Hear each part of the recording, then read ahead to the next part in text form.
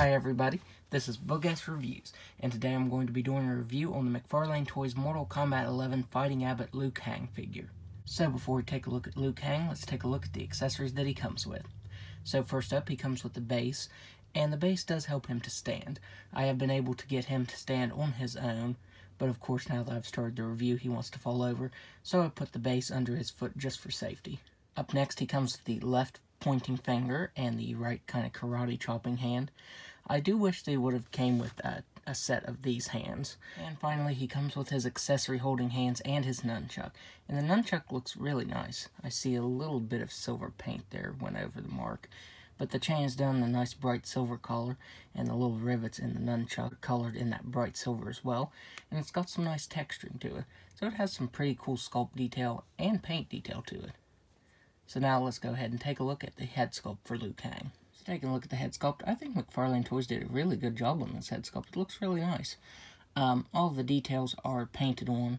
The only thing that I think is printed on is some paint variation for his skin tone. You can see a little bit of variation there. Kind of looks a little shimmery right here, so I think they might have did a little bit of printing right there for just the details on his face. But they did just paint the eyes on. I do feel like it would have looked nice if they would have printed it. That way it would have looked a little more realistic. But overall, I think this is still a pretty cool head sculpt. The hair is sculpted very nicely. And the bandana is done in a gray color this time. The last time it was done in red. This version of Liu Kang does feature some parts reused from the previous one. But this lower torso is brand new. I'm pretty sure the lower torso on this one was different. One weird thing on this figure is they use some different colored joints there for the elbow, and it really stands out. It's a different color. It was the same way on the previous Liu Kang figure. His gauntlets look really nice. They have some cool sculpt detail to them and some bright silver paint over top of them.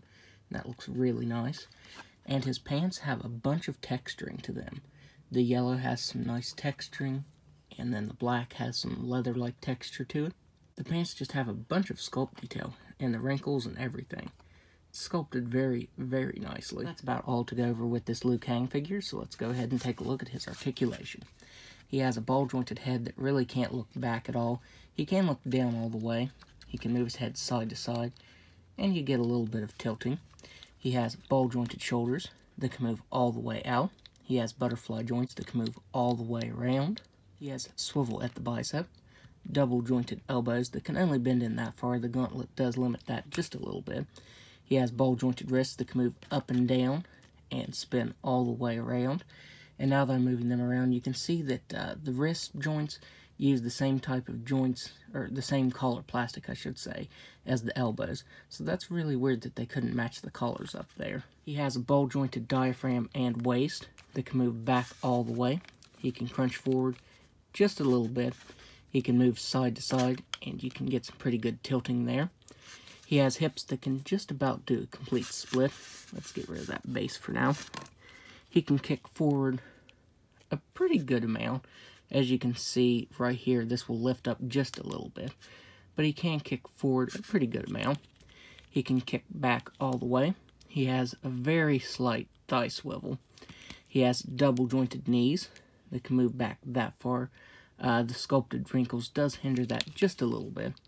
And he has ball-jointed ankles that can move up and down very slightly, spin all the way around, and toe articulation that can move up all the way. So now, let's do some size comparisons. So first up, here he is next to the previous version of him. And I really do like both of these versions. I like the first version here, but I also like this new version because the colors really pop on it. Here he is next to Raiden. Which reminds me, I would really like to see a God of Thunder and Fire Liu Kang. That would be really awesome. I'm not sure if McFarlane could repaint this for that. I know they'd have to use some new parts. But yeah, I definitely want to see McFarlane tackle that figure. Here he is next to the Platinum Edition Katana figure. Here he is next to Scorpion. Here he is next to Shao Kahn. And finally, here he is next to the Blue Spawn figure. So overall, I would highly recommend picking this Liu Kang figure up because he is really awesome. He does improve upon the last version.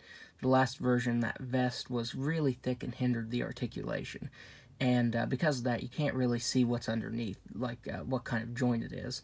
And since there's no vest on this new version, you know, they were able to do that piece right there, and The articulation is still just a little hindered, but you can definitely get more articulation out of it than the last version. Plus, I really like the colors on this one. The colors really pop.